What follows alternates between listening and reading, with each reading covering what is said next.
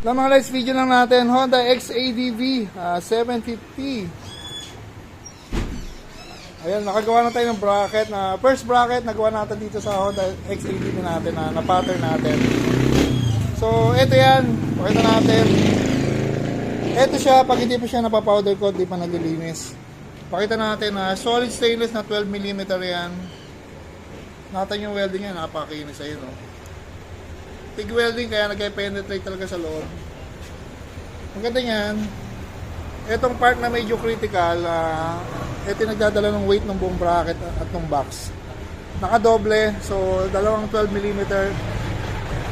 Naka-parallel siya. Tapos maganda rito, hindi natatanggalin yung stock grab bar.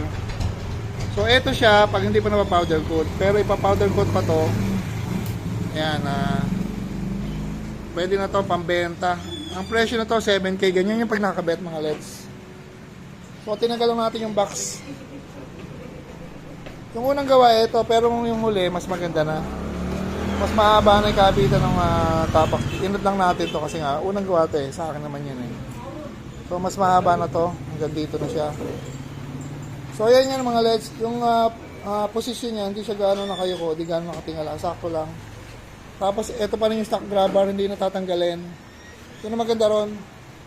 So, alam ko halos lahat ng bracket na nakita ko na nagpunta rito, tinatanggal to. Tapos iba, tubo.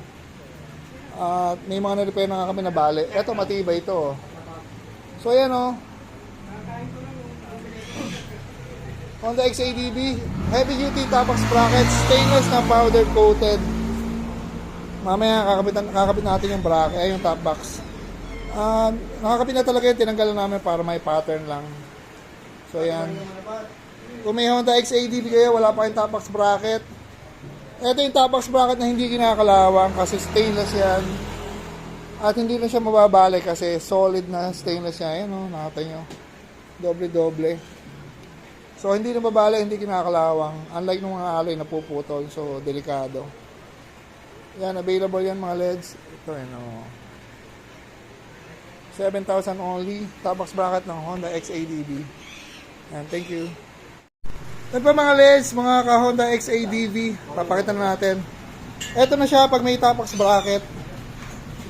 Kung makikita nyo, hindi siya gano'ng nakayuko. Naka center stand pa yan pag binabayan. Saktong-sakto lang yung pagkaka-angle nitong box. Especially sa mga alloy na box, square kasi siya. So, kita-kita pagka masyadong nakayuko, nakatingala.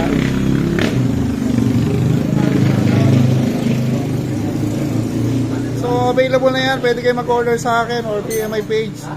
Susunod pa post natin sa Shopee saka sa Lazada. Yung price niya, 7K, stainless na powder coated. Pakita na natin paano kinakabit. So, hindi natatanggalin to. Andiyan pa rin yan. Ang i-adjust nyo lang ito. Ito, gagrind nyo lang para maging bumaba ng konti kasi tumatama siya rito, dito. So, yun lang. Mas maganda lang. Andiyan pa rin siya. Diba rin bawasan to.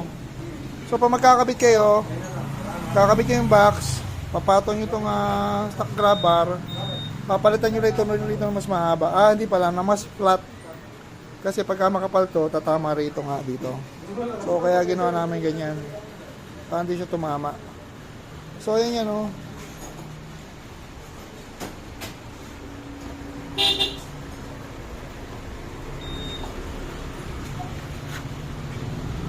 Yan, kakakabit ko lang eh. So, meron tayong hulmahan yan. Kung mag-order kayo, madali nang magagawa.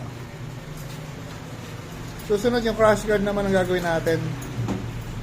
Stainless yan, tapos naka-powder coat na crash guard. So,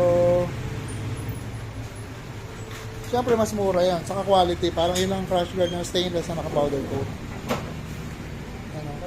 Tapos yung ano na to, itong top box bracket, dahil nga stainless yan na powder coated, pwede natin customize yan na pwedeng magkaroon ng side panel. Magdadala lang kayo, pwede natin gawin yun.